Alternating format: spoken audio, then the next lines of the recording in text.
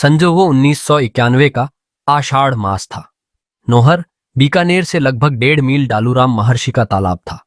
15 दिन पहले कुछ वर्षा हुई थी, जिसका कुछ कीचड़ अवशेष था। एक प्यासी गौ जल की इच्छा से तालाब में घुसी, परंतु कीचड़ में घुटनों तक डूब गई। गौ वृद्धा तो थी ही, निकलने के प्रयास में बेहद थक भी गई। खड़ा रहना दूभर हो गया। थककर कीचड़ में ही बैठ गई। सूर्य अस्त हो चला था।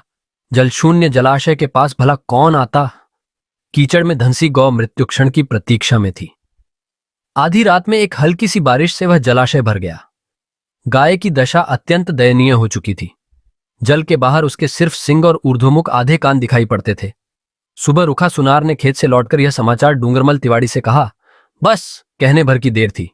यह युवक फौरन तैयार हो गया और तुद्दी, रस्सी, बांस और कुछ आदमी साथ लेकर शीघ्र ही घटनास्थल पर पहुंचा। नालों के द्वारा अब भी तालाब में जल आ रहा था, साथ ही गौ की दशा भी गिर रही थी। गो प्रेमी युवक इसे देख न सका। फौरन ही कपड़े उतार अपने साथियों सहित कूद पड़ा और बात ही बात में बांसों पर गौ को बाहर निकाल लाया। गौ खड़ी रहने एवं चलने फिरने में सर्वथा असमर्थ थी।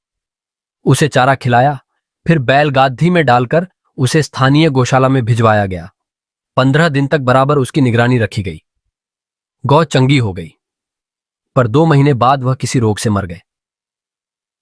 कुछ दिन बाद डूंगरमल सरदार शहर के पास देवात्सर गांव गया और लौटते वक्त अपने मामा हेतराम के पास चूरू उतर गया। वहां उसको 105 डिग्री बुखार हो गया, साथ में वायु का प्रचंड कोप भी था। उसने अपने मामा से घर वालों को सूचना देने के लिए कहा भी, पर उन्होंने परवाह न की। इधर उसके बड़े दद्दे भाई बद्रीनारायण के मन में खलबली मची कि देवात्सर से लौटने का समाचार तो मिल चुका, फिर क्या कारण है कि डूंगर अभी तक नहीं पहुंचा। हितैषी चित्त बहुधा अशुभ चिंतक होता है।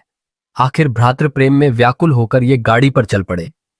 रास्ते में चूरू इसलिए उतर गए कि मामा से शायद डूंगर का पता मिल जाए, लेकिन डूंगर वहां रोग शैया पर मिला। वैद्य विद्याधर जी मंडावे वाले को दिखलाया। उन्होंने भयंकर सन्निपात और डबल न्यूमोनिया बताया।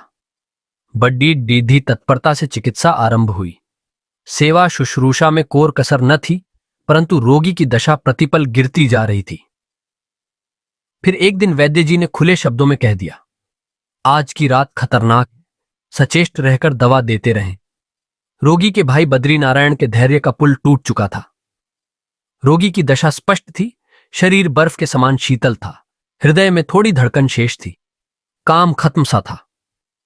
बेचारा बद्रीनारायण धर्मशाला की कोठरी में मृत प्राय भाई के गले लग लगकर बेहाल हो रहा था। डूंगर ने 2-3 दिन से कुछ खाया नहीं था। आंखें फूल गई थीं, गला छिल गया था, शरीर टूट रहा था, कहीं चैन न था। डूंगरमल तो बेचारा अनंत शयन की तरफ बढ़ रहा था। उसे क्या पता कि उसका भाई बिलख बिलख कर करुण विलाप कर रहा है। ब्रह्म मुहूर्त का समय था, स्वप्न नहीं, जंजाल नहीं। डूंगरमल को प्रत्यक्ष दिखाई दिया कि वही गौ जिसको 9 माह पूर्व उसने तालाब के कीचड़ से निकाला था, खड़ी हुई कह रही है, डूंगर, एक दिन तुमने मुझको उबारा था, आज मैं तुम्हें उबार रही हूं। अब तुम्हारा रोग समाप्त हो गया है, तुम्हारे शरीर को अब कोई खतरा नहीं है। गौ अदृश्य हो गई। डूंगर को भी ज्ञान संचार हो गया। उसे मालूम हुआ कि उसका भाई उसके लिए बेहाल हो रहा है, परंतु इंद्रियां जड़ हो गई थीं।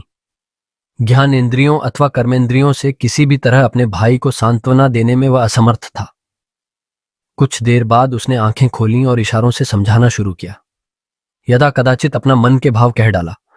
प्रातः वैद्य जी आ गए थे। अपने रोगी के इस अवस्था में मिलने की उन्हें बिल्कुल आशा न थी। डूंगर ने रात्रि का वृत्तांत उनसे भी कहा।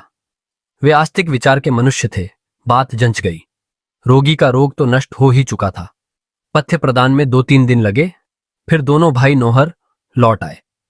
उन्हें पता लग गया था कि गौमाता की थोड़ी सी सेवा करने का फल वह 1000 गुना करके देती है।